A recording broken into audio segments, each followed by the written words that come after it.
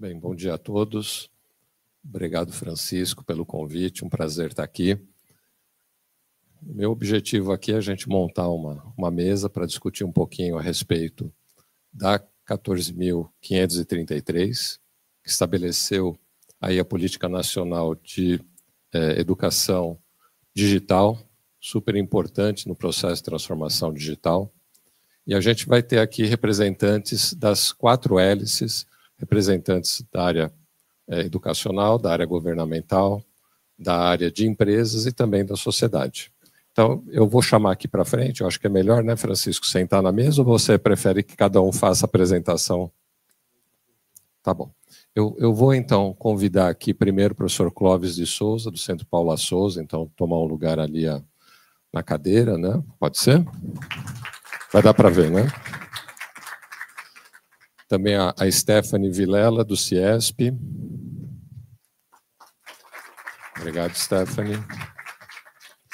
O Tiago Camargo, da Invest São Paulo. Opa, já está vindo. Finalmente, a Valéria Bernstein, da ABS. Obrigado, Valéria.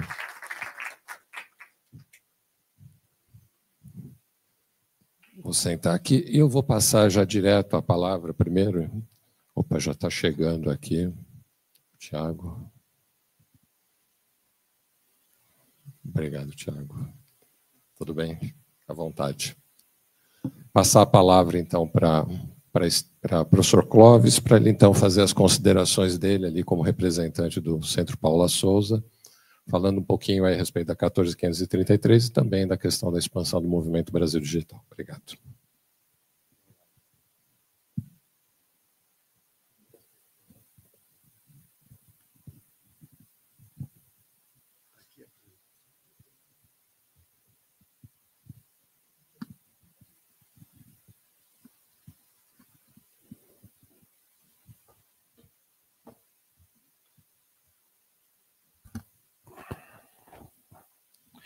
Bom dia a todos. Eu acho que vocês não tomaram café, hein? Vamos tentar de novo. Bom dia a todos. Bom dia. Aí, quando a gente toma café, a gente faz download da alma. Então, e aí a gente demonstra isso começando pelo bom dia.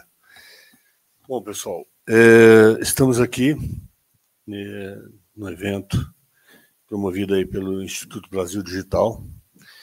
Foi nos dado algumas missões e nós vamos tratar aqui da contribuição do Centro Paula Souza em relação à expansão do Movimento Brasil Digital para Todos, em São Paulo, com o tema central formação em tecnologia da informação e comunicação e a regulamentação da Lei 14.533, que estabelece o Plano Nacional de Educação Digital.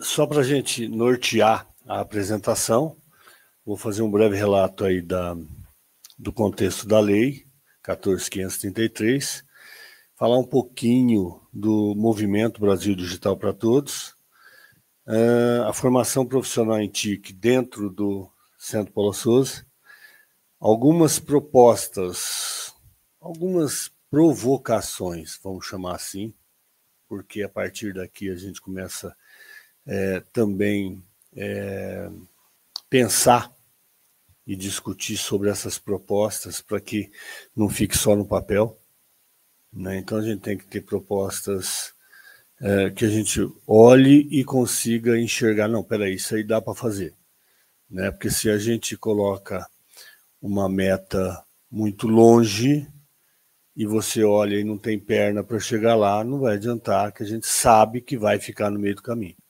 Então, dentro daquilo que a gente consegue fazer, é lógico que eu sempre digo que temos que sonhar grande, sonhar pequeno é a mesma coisa, dá o mesmo trabalho, né? Mas em relação a colocar a meta, a gente tem que pensar naquela meta que a gente consiga alcançar.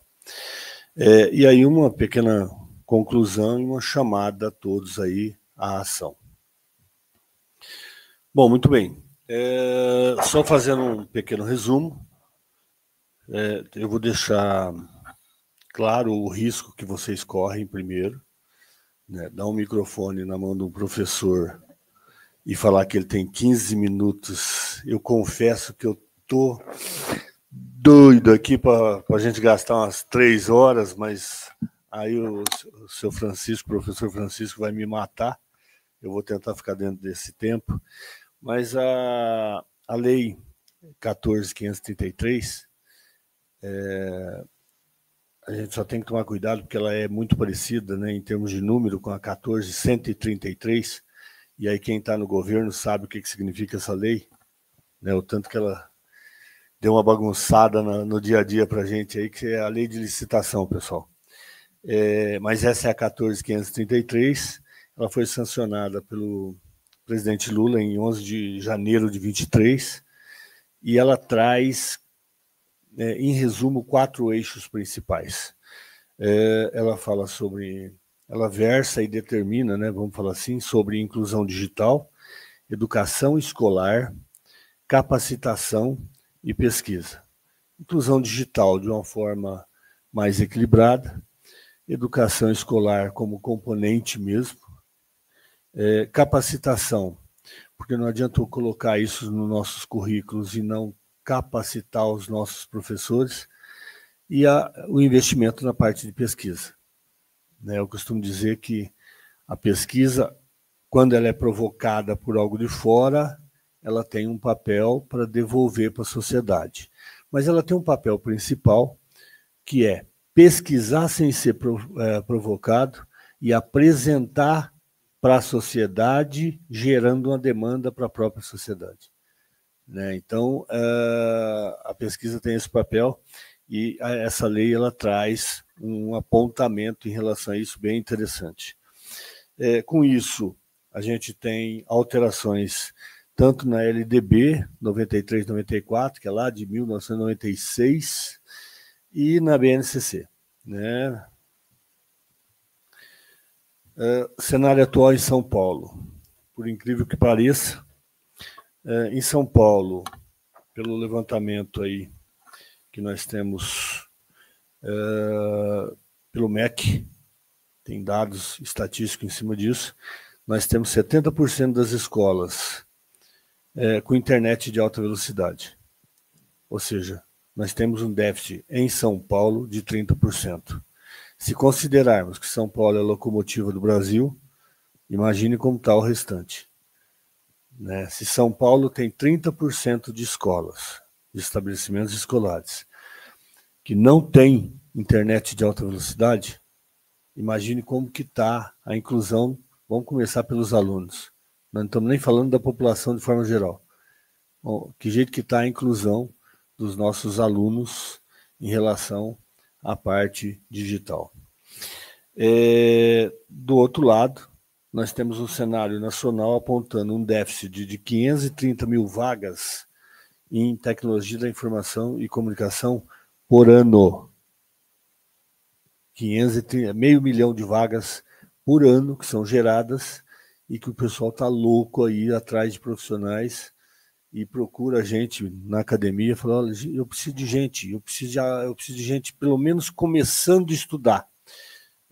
Tem hora que o desespero bate tanto que as empresas preferem pegar o cara que pelo menos começou, porque ele mostrou que quer aprender, para depois ela mesma ajudá-lo a se instruir. Nós temos esse apontamento aí também. E aí um cenário que preocupa, pela própria lei, a gente tem um eixo aí que é a capacitação. 40% dos nossos professores, pela pesquisa do MEC em 2024, 40% dos nossos professores apontaram que não tem domínio avançado no meio digital. Quando a gente pensa um pouquinho para trás, se olharmos a pandemia, nós tivemos um momento horroroso para as famílias, vamos pensar assim, para o país, muitas vidas perdidas, muita confusão na nossa vida. É um período realmente complicado. Mas a pandemia nos deixou um legado, deixou uma herança, que foi a entrada de todo mundo na utilização da informação, dos meios digitais, da tecnologia digital de uma forma geral, da tecnologia da informação, de todas as ferramentas disponíveis. Para vocês terem uma ideia, quando efetivamente o país parou, né, no Centro Paula Souza, em 15 dias, nós capacitamos os alunos para usar a plataforma, capacitamos os professores para usar a plataforma e até para criar soluções de como dar aula, né, via plataforma em 15 dias. Então, quando parou, em 15 dias nós pusemos tudo para rodar de novo. Tá bom. Então, o pessoal já passou meus 10 minutos. Vamos lá. É rapidinho, professor. Só falta 30 slides. Eu prometo que vai ser rápido. A expansão em São Paulo, o papel do Movimento Brasil Digital para Todos, né, nós temos aí o lema comunicar e colaborar para realizar. 5 pilares: pessoas, sociedade, governo digital, negócios, economia, e está alinhado à sociedade 5.0 e às ODS da ONU. CPS, rapidamente, um painel hoje do CPS, mais de 316 mil alunos, mais de 50 cursos em tecnologia da informação e comunicação, por exemplo, IA, redes, programação e outros. Nós temos uma plataforma, o MOC, que nós lançamos um programa agora de IA, e nós já tivemos mais de 15 mil acessos, agora em 2025, para as pessoas se capacitarem. E a nossa empregabilidade pós-aluno formado, nós estamos batendo 85%, tanto de ETEC quanto de FATEC, a nossa média, o aluno terminou, 85% sai empregado. Como a gente impulsiona a questão da Lei 14.533? Para quem não me conhece, sou o professor Clóvis, presidente do Centro Paula Souza, assumi em 21 de novembro de 24, e no meu plano de gestão, que foi apresentado ao Conselho Deliberativo, está lá a questão da gente impulsionar a inclusão digital pelas TICs e pela educação, cruzando isso tudo. Então, desde lá, eu vinha dando uma olhada em todos os movimentos, e o movimento mais atuante que eu vi é o movimento capitaneado pelo Instituto Brasil Digital. Parabéns. Então, nós temos no eixo de capacitação cursos híbridos e EAD, uma parceria com o Instituto Brasil Digital, integração à BNCC. Nós estamos efetivamente pensando uma forma de colocar o pensamento computacional em todos os nossos currículos, né? Então, assim, independente da área que você vai estudar, vamos pensar em colocar pensamento computacional aí em todos os nossos cursos, para dar um pontapé aí e a gente chegar nessa integração de fato do nosso, vamos pensar assim, do nosso aluno, da nossa sociedade, em relação à tecnologia da informação e comunicação. Ações concretas, e aí é uma opinião, né? E que vem dando certo dentro do Centro Paula Souza, porque eu peguei isso para fazer mesmo. Um comitê intersetorial, a ideia é ter 100% das ETECs conectadas até o final de 2026, conectadas de fato e pelo movimento. Currículo integrado com atualização completa já, o pessoal já está nessa toada, e uma plataforma de monitoramento colaborativa. Precisamos montar essa plataforma para que mais gente participe junto com todos esses movimentos. E os incentivos fiscais para PPPs, né? Então, as empresas privadas que quiserem participar com a gente, de alguma maneira, poder se beneficiar isso quando vai lá declarar imposto e companhia limitada. Nossa visão de futuro é que isso vai acrescentar mais de 20% no PIB digital de São Paulo até 2030. Então, todas as ações, as nossas, mais de todo mundo que topar o desafio, né, nós vamos acrescentar aí 20% a mais no PIB de São Paulo, que já é o que puxa a locomotiva, que puxa o resto do Brasil. Alfabetização digital em 90% da população jovem, essa é uma meta bem interessante. E São Paulo como polo global da inovação inclusiva. São Paulo já é um polo global de vários eixos, e a ideia é transformar também São Paulo no polo global de inovação inclusiva.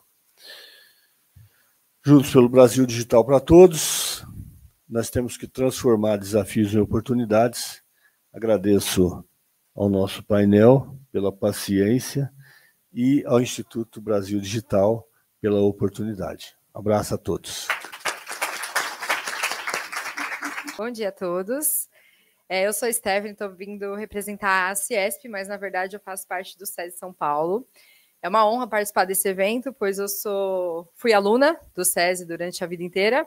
Depois fui funcionária da indústria, trabalhei na termomecânica, sou filha de operário e filha de professora, caí na educação de novo. Então, retornei para o SESI para a gente ver como a gente pode contribuir um pouquinho. Vou apresentar hoje para vocês as contribuições que, quanto SESI, Senai, a gente consegue, enquanto Casa da Indústria, em parceria, então, com a Ciesp, potencializar a lei. Estava encantada com a fala do Clóvis, porque eu estou quase finalizando meu doutorado em pensamento computacional como tecnologia de pensamento humano, para ajudar na resolução dos problemas, e fico muito feliz de ver o Centro Paulo de Souza pensando nessa ação. Então, para a gente começar, só para introduzir um pouquinho do SESI, para que a gente consiga entender como que nós conseguimos colaborar para o processo da indústria, nada mais justo do que o retorno do que vocês contribuem para nós. Então, dentro do SESI, a gente trabalha com a inovação no futuro, tecnologias e metodologias. Temos a questão do protagonismo do estudante como no centro do processo de aprendizagem e também numa forma de colaboração para ele desenvolver esse trabalho em equipe. Vou trazer para vocês alguns projetos que estão acontecendo também, para que vocês entendam que vocês podem fazer relação com a gente direta. Não tem como eu falar da educação do SESI sem começar pela base, que é a parte da própria educação. O Clóvis já fez toda a introdução aí sobre a parte do eixo da educação. Então, nós temos hoje o componente de programação e robótica, que tem todo esse alicerce no ensino fundamental. E, atualmente, temos o componente de STEAM+, que ele foca na resolução de problemas através de grandes projetos baseados na metodologia de aprendizagem em projetos. Então, a ideia é que esses estudantes tenham essa base para que eles consigam avançar. Então, pensando aí em nível de compreensão, para que eles tenham essa base, para que depois, no momento futuro, eles apliquem o que eles aprenderam. A jornada STEAM, ela vem como uma ação já com essa parte dos estudantes aplicando os conhecimentos deles, trazendo algumas soluções. Então, nesse momento, eles colocam a mão na massa junto com pessoas-chaves de tecnologia para propor soluções de desafios reais. Muito voltado aqui para a iniciação científica, para que eles entendam esse embasamento que eles precisam para criar soluções. Esse ano, nós retomamos o Makerton, aconteceu há 2 semanas atrás, lá no prédio da Fiesp, inclusive. Foi uma maratona de inovação, de cultura digital, fabricação digital e colaboração em alta velocidade. Então, esses estudantes, o grande desafio do ano de 2025 foi como utilizamos a inteligência artificial para resolver algum problema dentro das 4 áreas que o SESI atua. A parte de segurança do trabalho, cultura, esporte ou a própria educação.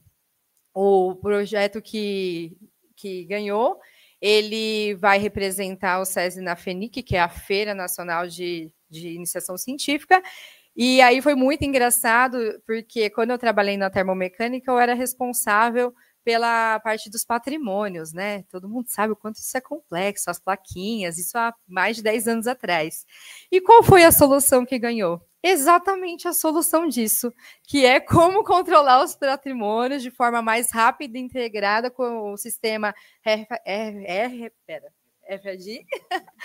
Então, eles criaram um sistema em 2 dias, eles aperfeiçoaram esse projeto ao vivo, ali bem na Paulista, o que trouxe muitos empresários que estavam passando e ali olhando as habilidades desses estudantes, e eles vão representar a gente. Além disso, aí já relacionando com o da frente, que é o nosso projeto de incubadora, que em breve sairá, como que a gente consegue auxiliar esses estudantes nessas criações, patenteando essas ideias? Então, para que a gente incentive eles nesses processos. Então, já para que eles entendam aí como é que funciona quando a gente cria alguma ideia.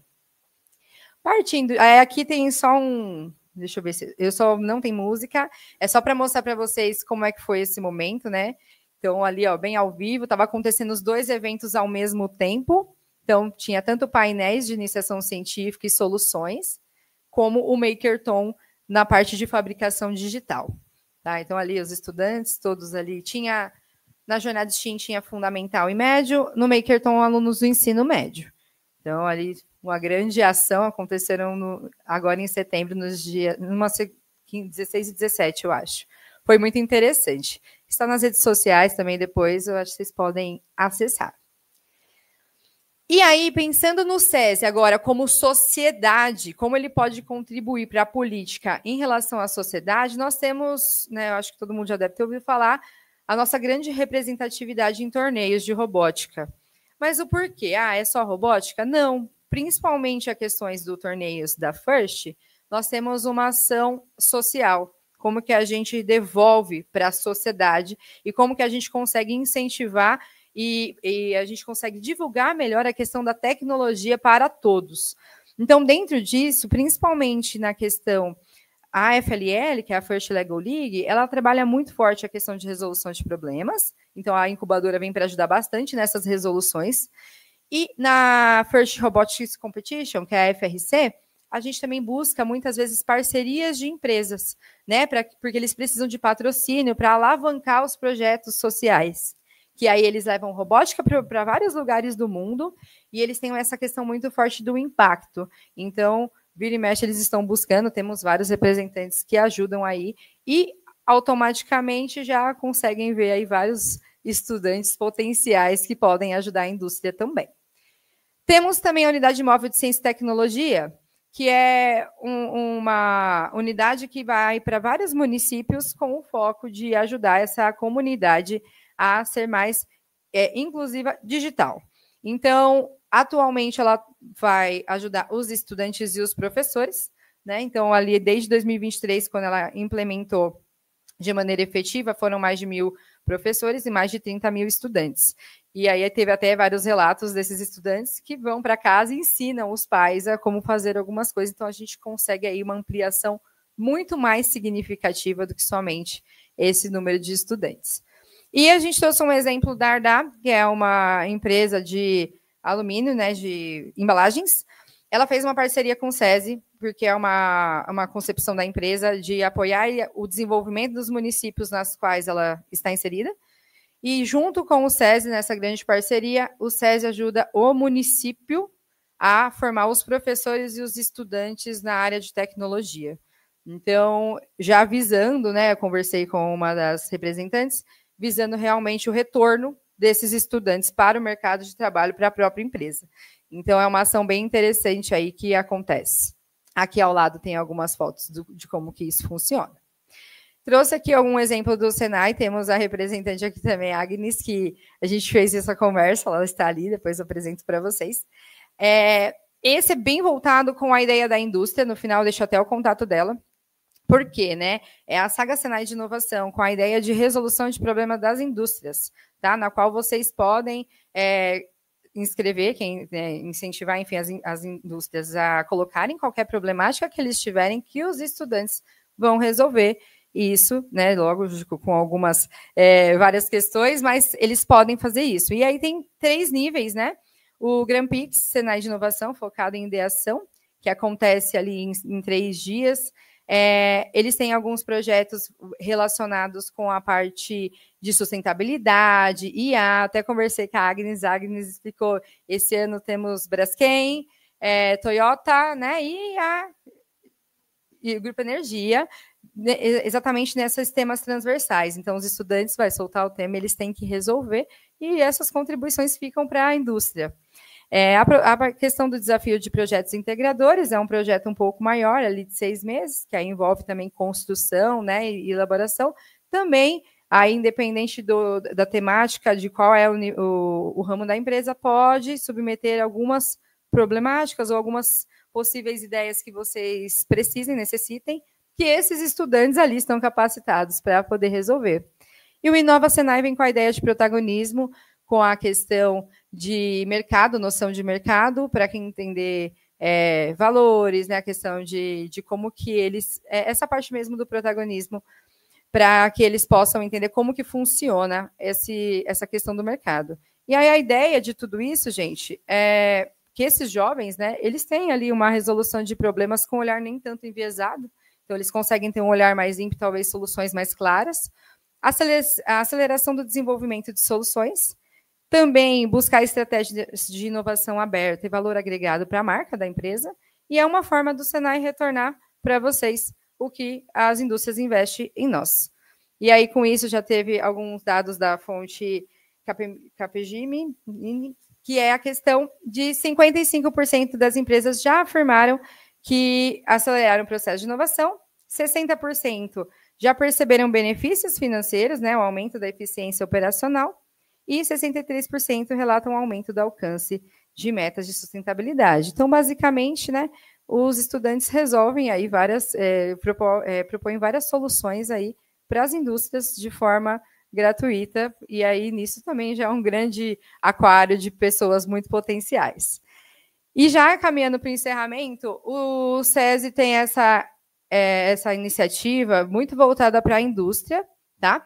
Que chama Passaporte para o Futuro. A gente já está na 3ª turma. Qual é a ideia, né?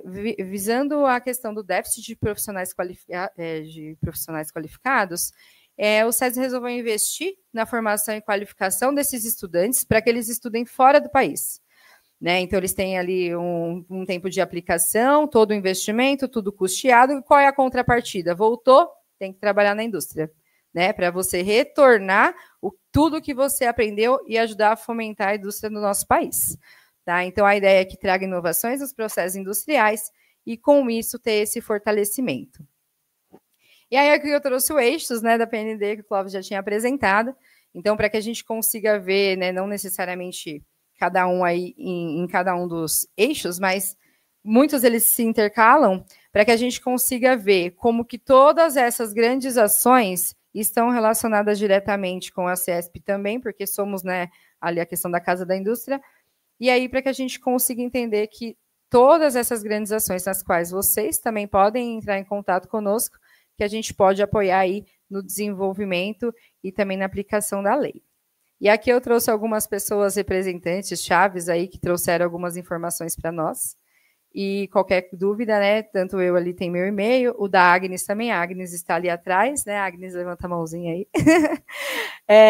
Caso vocês queiram, podem entrar em contato com a gente. E eu quero agradecer muito e qualquer coisa estamos à disposição.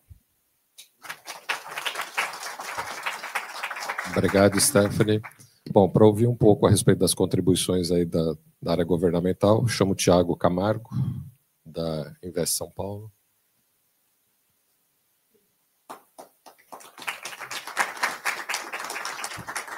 Bom dia. Ontem, 2 coisas aconteceram que me fizeram repensar se eu devia estar aqui, sabe, Francisco? Francisco é um grande amigo e para ele é impossível dizer não. Mas ontem eu quebrei meu dente. Então eu já estou falando isso aqui para tirar o bode da sala, que vocês vão ficar o tempo inteiro olhando meu dente. Eu quebrei ontem comendo torresmo. E eu sou uma pessoa, eu gosto de rir, eu vejo graça nas coisas, né? E aí eu falei, cara, eu não vou poder rir porque meu dente está quebrado. Eu falei, então é melhor já avisar que meu dente está quebrado, que eu posso pelo menos sorrir em paz. Então, essa foi a primeira coisa. Tentem não se incomodar com isso. eu os desafio. Do segunda coisa, eu fiquei pensando muito a respeito, né? Eu entrei em contato com outras secretarias, e aí, de repente, eu vi que, assim, por mais que a SDE ela trabalhe na capacitação, e muito do que a gente faz, né, numa ótima parceria aí com o Centro Paulo Souza, a parte que caberia, de fato, a educação digital, hoje quem tem feito é a Secretaria de Educação. Então eu liguei para o Daniel Barros, né, que é um grande amigo que está na Secretaria de Educação, para perguntar para ele o que tem sido feito. Ele falou comigo. Então eu acho que a primeira provocação aqui, e eu acho que a riqueza de painel é muito mais do que falar o que se tem feito, é falar do que a gente pode fazer, né, dos próximos passos.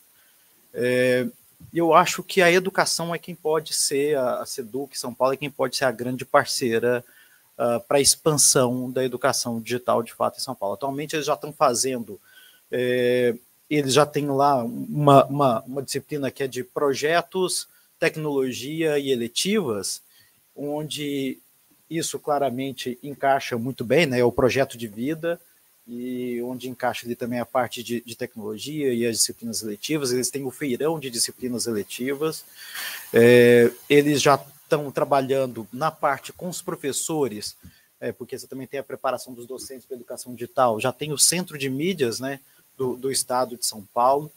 Então, eu vi que a Secretaria de Educação ela não só já está muito bem posicionada, mas está com muita vontade. No nosso papel aqui, no papel da Invest São Paulo, aliás, preciso trazer aqui o abraço do nosso secretário Jorge Lima para você, um grande amigo seu também. No nosso papel como Invest São Paulo, o que a gente pode fazer é realmente ajudar nessa articulação. Ano passado, a gente preparou uma missão, a pedido da Fundação Itaú, a gente fez uma missão para a investigação de uso de inteligência artificial em educação e cultura. Então, a gente não levou, né? A gente preparou a missão e aí as instituições foram, né? Algumas instituições educacionais, dentre elas a Secretaria de Educação. Então, lá a gente organizou para eles uma visita para 6 escolas na China, também foram na Coreia. Esse ano a gente está fazendo o mesmo por 2 instituições, uma pelo Anjos do Brasil e outra pela Cogna, né, que também solicitaram algo parecido. Nesses casos, assim, o que acontece é eles pagam, a gente estrutura a missão e eles vão. Eu nem acompanho, a gente não acompanhou, porque a saída de alguém daqui para ir para lá acaba encarecendo muito a missão, a gente teria que aumentar muito o preço. Então a gente só prepara para eles. O que eu acho que a gente pode fazer aqui, eu acho que no primeiro momento, envolver a Secretaria de Educação, eu acho que junto com o que o Centro Paulo Souza está fazendo, em parceiramento com SESI, Senai, eu acho que acaba enriquecendo bastante.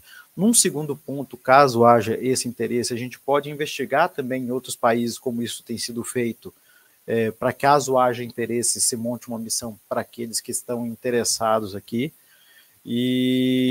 Mas eu acho que a grande riqueza mesmo viria de uma espécie aí da organização de algum comitê multissetorial, envolvendo aí governo, envolvendo terceiro setor, envolvendo a academia, que isso fosse liderado pela Secretaria de Educação, mas envolvendo vários atores, para que a gente, de fato, pudesse ter, né, geralmente, quando você tem uma política nacional, você sempre acaba tendo o espelho da política estadual, né? Então, política nacional de resíduos, política estadual de resíduos.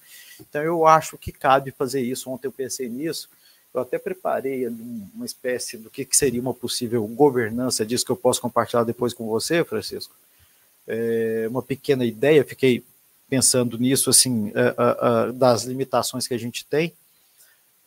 O ideal seria a gente envolver algumas, né, no caso do Estado, né, o Centro Paulo Souza, a Secretaria de Ciência e Tecnologia, a Secretaria de Educação, a SDE, ela entra também por conta da parte de capacitação. A Invest São Paulo ela já não entraria nesse caso específico, a não ser que a SDE manda. Basicamente, assim, eu sou pago para obedecer, né? A Invest São Paulo que a gente faz, dentre outras coisas, né? A gente sempre atua por contrato de gestão. Então, sempre que alguém me chama para fazer parte, olha, vem fazer parte do comitê, olha, eu sou pago para não pensar. Então, a Invest São Paulo hoje, ela não pode, assim, a gente não faz parte de comitê, a gente não elabora política pública, o que a gente faz é atuar na execução, a gente é um braço executivo. Então, alguém contrata, manda, eu obedeço. Então, É triste, mas é a realidade. Então, nosso papel nisso seria o de ajudar a articular, e aí uma vez que esse comitê, que as outras secretarias entendessem que algo fosse necessário para execução, aí a gente entra para poder ajudar. Tá? Mas eu fico feliz que vocês tenham começado esse debate aqui. Essa é uma causa, né, o Instituto Brasil Digital, isso... Quanto tempo já? 10 anos já, né, Francisco Gomes, que a gente conversa sobre isso? Eu entrei no Ministério em 2016, né, na Secretaria Nacional. Então, eu pelo menos já estou envolvido com isso há 9 anos, vendo essa luta aí liderada, dentre outras pessoas, mas muito fortemente, bravamente, belamente pelo Francisco. Então, pessoalmente eu estou à disposição, a instituição também está à disposição. Eu vou compartilhar depois o que eu acho que seria uma ideia de governança, mas se eu pudesse fazer minha sugestão de próximos passos, é aí que eu acho que está a riqueza realmente de painéis, é a gente pensar numa espécie de comitê intersetorial, primeiro para pensar em ações e segundo para pensar numa possível política estadual para atuar junto em possíveis parcerias. Tá? Contem comigo, contem com a Invest e um abraço aí do secretário Jorge Lima. Obrigado. Muito obrigado, Thiago. Na sequência aqui, a Valéria traz para a gente... Só complementar um pouquinho, Valéria, quando você se posiciona.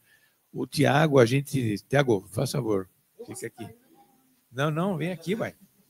O Tiago está com a gente no Movimento Brasil Competitivo, do lado do governo, desde 2015, 2016, né? E quando a gente articulou a criação de uma governança a nível do Ministério da Casa Civil, foi o Tiago que nos ajudou a articular a criação do Conselho Interministerial para a Transformação Digital. Então, uma salva de palmas para o Tiago aqui.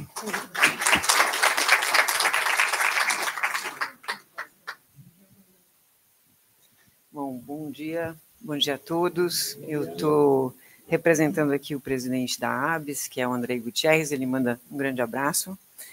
E eu sou Valéria Bursten, eu estou coordenadora das verticais de negócio da ABS, que é a Associação Brasileira das Empresas de Software, e eu vim falar um pouco da relação da ABS com esse projeto todo. O acordo de parceria firmado entre a ABS e o Instituto Brasil Digital, ele consolida propósitos complementares voltados à inovação e à transformação digital. O acordo prevê, então, a divulgação e fomento de programas estratégicos, como o Brasil Digital para Todos, uma iniciativa que busca comunicar, engajar e colaborar para a construção de um país digital acessível a toda a população. A meta conjunta dessas entidades é promover a capacitação e o empoderamento das pessoas, incentivar ações que impulsionem o desenvolvimento da economia digital e acompanhar, apoiar e colaborar com a implementação da Estratégia Brasileira para a Transformação Digital. Enquanto o IBD promove o conceito de um Brasil protagonista global em inovação e transformação digital, alinhado às práticas de ESG, a ABS reforça seu protagonismo maior de contribuir para que o Brasil seja um país mais digital e menos desigual. O acordo da parceria ele se integra ao movimento Brasil País Digital, ao Plano Brasil Digital 2030+, especialmente no seu pilar de educação e capacitação digital, e a plataforma RHTech, que reúne iniciativas identificadas pelas instâncias estaduais e regionais e também contempla as verticais de cidades inteligentes, saúde, agronegócio e educação que vamos lançar no próximo ano. Nesse contexto, estamos divulgando o Movimento Brasil Digital para Todos e convidando os associados a integrarem o conselho de seu estado ou região, participarem ativamente das campanhas de ampliação da repercussão do movimento e incentivarem seus clientes a compartilhar experiências de inovação e transformação digital no Manifesto Brasil Digital. Todas essas ações são trabalhadas de forma articulada com o BD 30+. Aqui eu apresento os conselheiros e dirigentes da ABS, que já integram os conselhos e que têm contribuído com o seu tempo, sabedoria e conhecimento, o Jorge Sucari, Francisco Camargo, Andrei Gutierrez, que é o nosso presidente, a Clara, que está aqui presente, que vai se apresentar daqui a pouquinho, Jamile Sabatini, diretora de Inovação, Pesquisa e Fomento, Francisco, Rodolfo Fuscher, Marcelo Almeida e a Márcia Malman. E é isso. Muito obrigada. Um bom dia. Muito obrigado, Valério. Tá bom.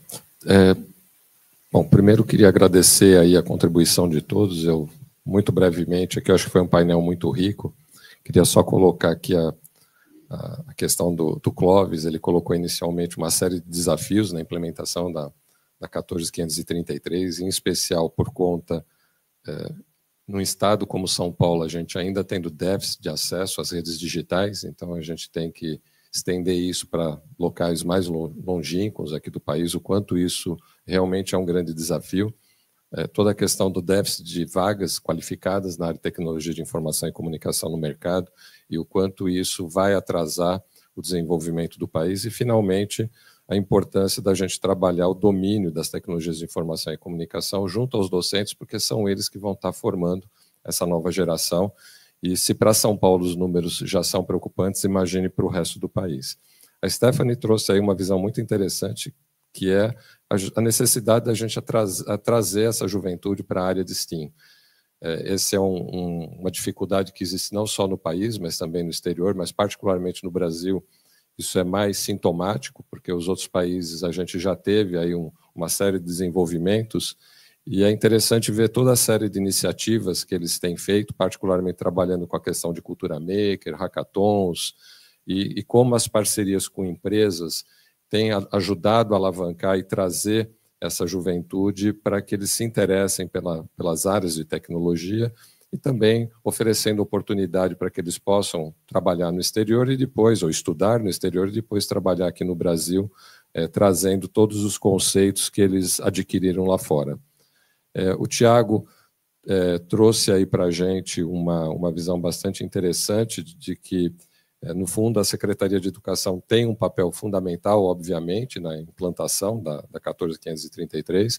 A gente sabe que tivemos alguns vetos, entre eles vetos ligados à implementação no ensino médio de currículo específico por conta de necessidade de mudança de BNCC e, portanto, a Secretaria de Educação tem que ser um parceiro estratégico dentro desse processo. A possibilidade de realizar missões para o exterior, também para conhecer boas práticas, eu acho que é bastante interessante. Finalmente, essa ideia de se criar um comitê interestadual aqui dentro, né, um comitê dentro aqui do Estado, visando trabalhar a implantação, porque, sem dúvida nenhuma, a lei é uma etapa, mas a implantação dela nos estados e certamente também nos municípios vai ser o grande desafio nos próximos anos. Por sinal, uma lei que saiu em 2023, mas que, quando a gente vai olhar fora do país, particularmente na Europa, a gente já está pelo menos 20 anos atrasado. Então, além desse atraso, a gente tem o desafio de fazer essa implantação de forma bastante célere aqui no país.